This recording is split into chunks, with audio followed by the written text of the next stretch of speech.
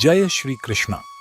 स्वागत है आप सभी का हमारे चैनल सनातन संघ में, जहां हम सनातन धर्म के अनमोल ज्ञान को गहराई से समझते हैं। आज हम भगवद गीता के तीसरे अध्याय के श्लोक 16 की विवेचना करेंगे। इस श्लोक में भगवान श्री कृष्ण हमें कर्म के चक्र और हमारे कर्तव्यों के महत्व के बारे में बताते हैं। आज के इस वीडियो में हम इस श्लोक के गहन अर्थ और इसके जीवन में पालन करने के महत्व को समझेंगे। आइए भगवान श्री कृष्ण की दिव्य शिक्षाओं के इस सफर पर हमारे साथ जुड़ें। एवं प्रवर्तितम चक्रम नानुवर्त्यतीह या अघायुरिंद्रिया रामो मोघम पार्थ सजीवती। भगवान कृष्ण ने कहा, हे पार्थ, जो लोग वेदों द्वारा स्थापित यज्ञ के चक्र में अपने उत्तरदायित्व को स्वीकार नहीं करते, वे पापी हैं। वे केवल अपनी इंद्रियों के सुख के लिए जीते हैं। वास्तव में उनका जीवन व्यर्थ है। चक्र या चक्र का अर्थ है घटनाओं की एक क्रमबद्ध श्रृंखला। अनाज से लेकर बारिश तक के चक्र का वर्णन अध्याय 3 श्लोक 14 में किया गया है। इस सार्वभौमिक कर्म चक्र के सभी सदस्य अपने कर्तव्यों का पालन करते हैं और इसके सुचारू रूप से घूमने में योगदान देते हैं।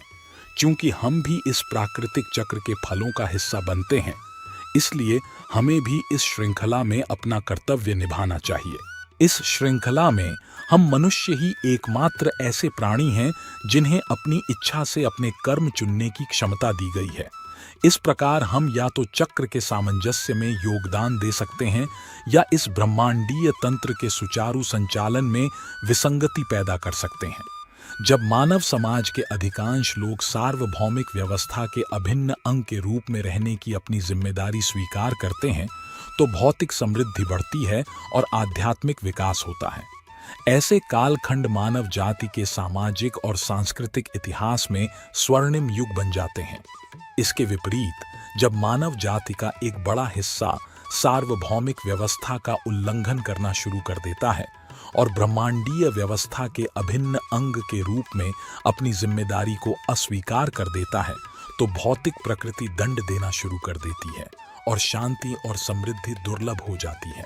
प्रकृति का चक्र भगवान द्वारा सभी जीवों को अनुशासित करने, प्रशिक्षित करने और चेतना के विभिन्न स्तरों को उन्नत करने के लिए स्थापित किया गया है।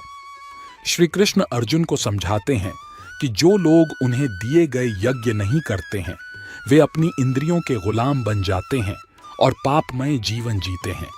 इस प्रकार वे व्यर्थ ही जीते हैं।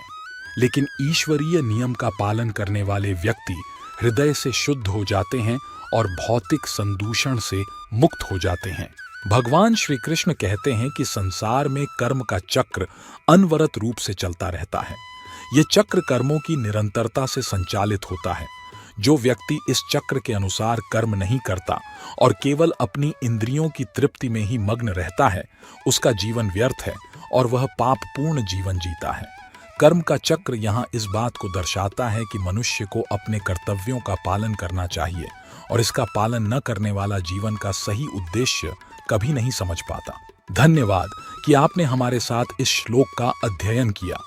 अगर आपको यह वीडियो पसंद आया हो तो इसे लाइक करें, शेयर करें और हमारे चैनल सनातन संघ को सब्सक्राइब करें ताकि हम आपको और भी आध्यात्मिक ज्ञान से जोड़ सकें। कमेंट्स में हमें बताएं कि आपको इस श्लोक से क्या सीख मिली और किन विषयों पर आप आगे वीडियो देखना चाहेंगे। फिर मिलते हैं अगली बार एक नए श्लोक और नई आध्यात्मिक यात्रा के साथ। तब तक के लिए जय श्री कृष्णा।